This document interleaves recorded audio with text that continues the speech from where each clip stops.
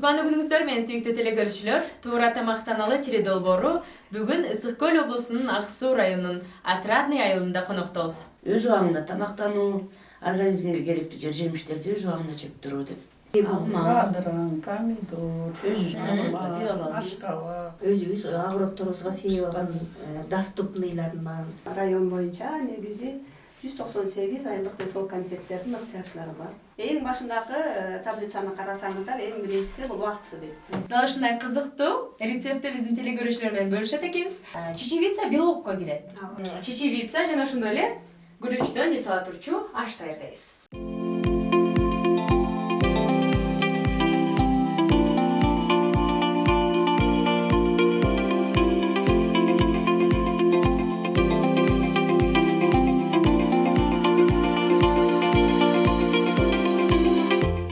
Мынакей биздин жасаган тамагыбыз жана салатыбыз даяр болду.